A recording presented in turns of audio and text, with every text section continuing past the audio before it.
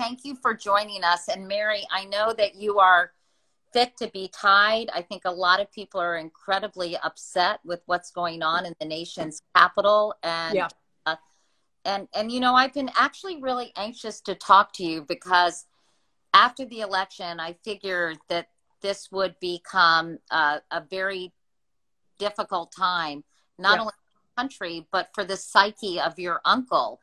And I wondered if you could just give us some insights of what you think may be going through his head right now and why he cannot, why he continues to cling to this narrative that, that the election was rigged and that he won in a landslide and on and on and on. I think the biggest problem right now is that this is being allowed to happen. The fact that he's freaking out, and I'll get to why in a second, but it shouldn't be relevant. As soon as this election was called, he should have been sidelined. He should have been muzzled.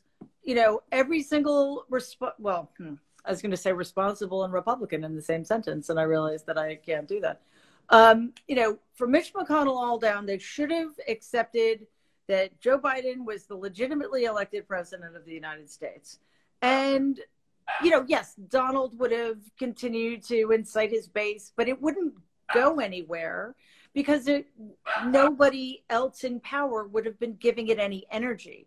Instead, we have 12 sitting senators who are perfectly willing to commit sedition to overturn the results of a legitimate election and 140 Congress people. So we're in extraordinarily dangerous territory. As for why, Donald, first of all, the idea of losing is anathema to him.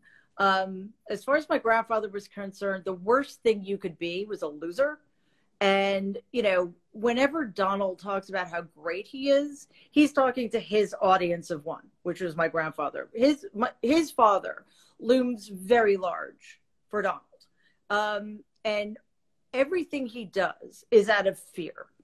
So throughout the course of his life, he's actually never won anything legitimately, including the last election, but he's always been able to buy, cheat, or steal his way to the win because it doesn't matter how you win, it just matters that you win, even if it's a win with an asterisk next to it. He can't do this time around, and he tried. We need to be really clear about that. He's been cheating to steal this election since the summer by claiming that if Biden won, it was rigged, by telling people not to trust the post office or mail-in ballots during a pandemic. And he still lost, which is one of the reasons he's freaking out, because he tried so hard. He also knows what's facing him once he loses the power and the protection of the Oval Office. So, and are you talking about criminal indictments? I'm talking about several lawsuits which implicate him criminally or put him at risk financially. I'm talking about the fact that banks are going to start calling in his debt, his hundreds and hundreds of millions of dollars in debt.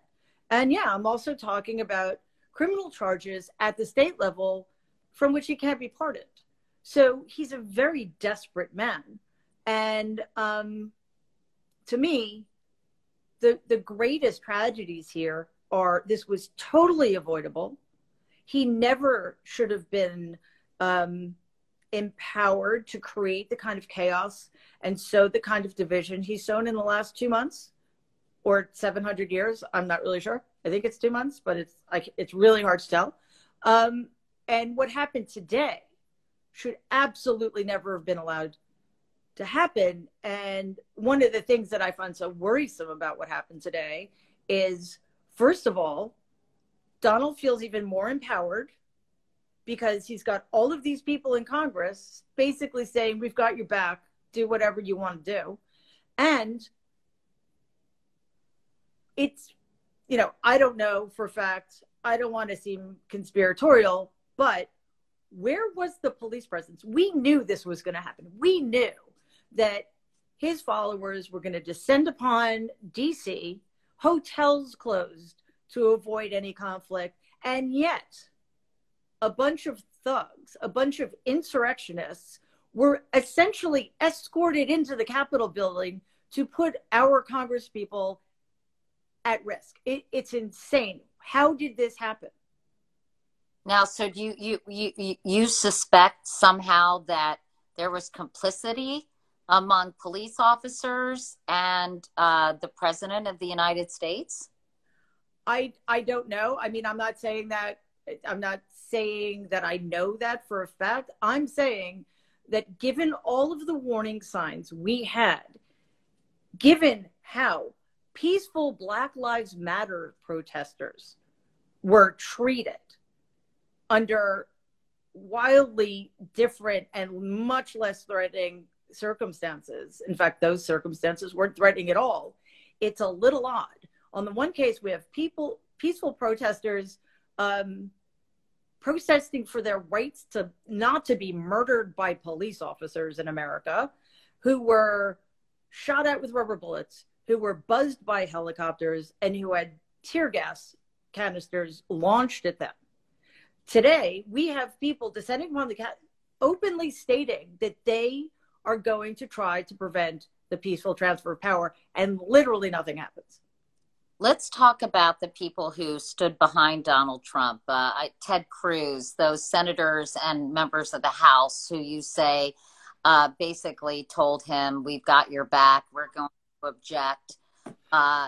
What do you think? You're a therapist. I mean, you can't obviously diagnose a whole group of people, but do you think they're motivated because they just a craven desire to cling to power? They don't want to alienate, you know, your uncle's base of support, and you know, how do they sleep at night? Oh, I think they sleep just fine, because they I don't think they have much of a conscience, honestly. So we're talking about people who know, like, I think a lot of Republicans know that this was really their last best hope of clinging to power. The demographics are against them. Georgia turned blue. I mean, think about that. Because of Georgia, the Democrats now control the Senate. That's extraordinary. That's not going to change. You know, I think what's going to happen is that more states are going to become vulnerable to flipping. I think some of them also, for some of them, I think it is just, it is a clinging to power, but it's also, they've made the calculation that they cannot fulfill whatever ambitions they have, like people like Josh Hawley, who in my view should be resigned or removed from office or imprisoned because he's committing sedition. He thinks his best shot at becoming president is to take over, to become Donald's standard bearer. And he's just playing to the base because he's come to the conclusion that that is the best thing for his political career. You know, the rest of us be damned, including democracy, by the way. Mary, how do you see your uncle getting out of this? How do you see him saving face? You know, how do you see him accepting the fact that he will no longer inhabit 1600 Pennsylvania Avenue, and that for now, anyway, if not permanently, the party's over, or at least his party's over? He's never going to accept it. We saw that today. He was called upon to calm things down, to diffuse the situation, and instead he continued lying. He continued making outrageous claims that are an assault on our democracy. And because of him, for the first time in our entire history, including during the Civil War, there was not a peaceful transfer of power in the United States. One woman was killed. Several other people were injured. And it's all because when he had the opportunity to have things toned down, he stoked the resentments of these people who felt perfectly comfortable smashing their way into our Capitol and desecrating it in the name of Donald John Trump.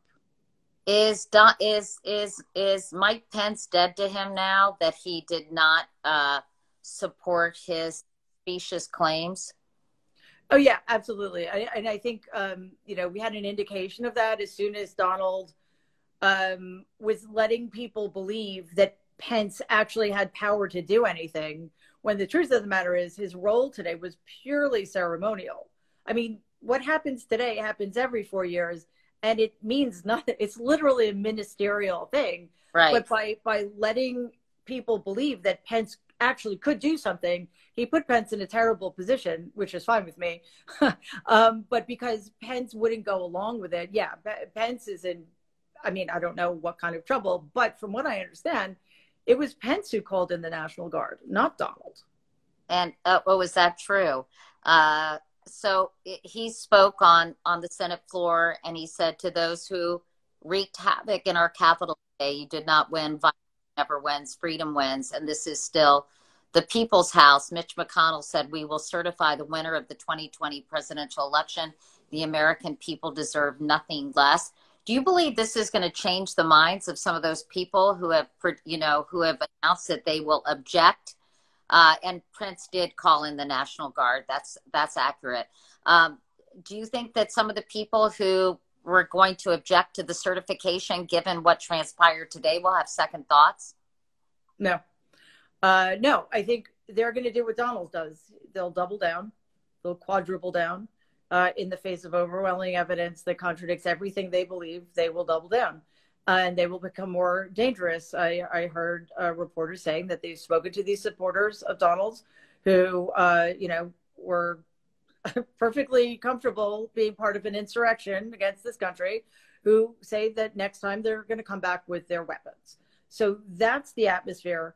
And, it's all well and good for Mitch McConnell and Mike Pence finally to, toe the line. However, they're directly responsible for all of this. They've been enabling this for 4 years now, and we cannot forget that.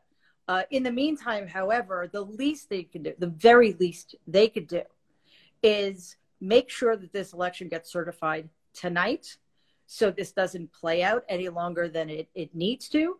And, they need to think long and hard about how they're going to handle the members of their party who were perfectly comfortable and willing to attack our democracy.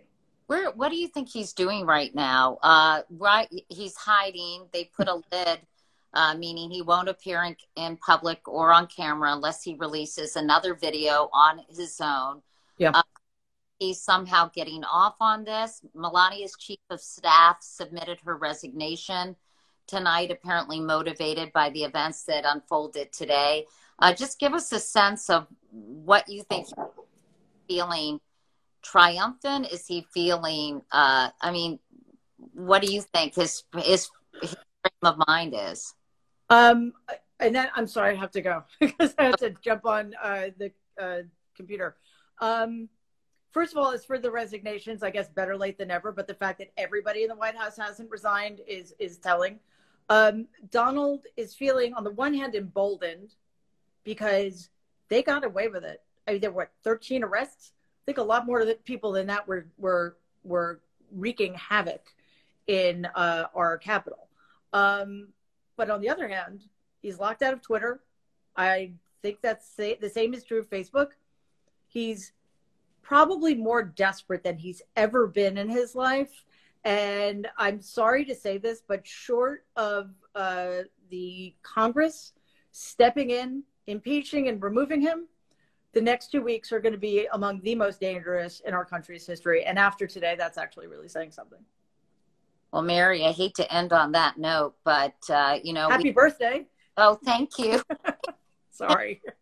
We can pray that maybe cooler heads will prevail, and that people will have an epiphany about how much danger they're putting the country in and democracy itself in. Anyway, listen, I love talking to you, Mary. Thanks so much. Sorry about all the technical issues, and really appreciate your time. Stay safe. And by the way, there's a pandemic going on, which seems to be secondary at this point. Well, that's the problem. Today was also a super spreader event in addition to being an armed insurrection. So there you go. Anyway, stay safe. It was great. Anytime. Okay. Thanks, Mary. Thanks. Thanks. Bye. If you guys like what you see, subscribe right here.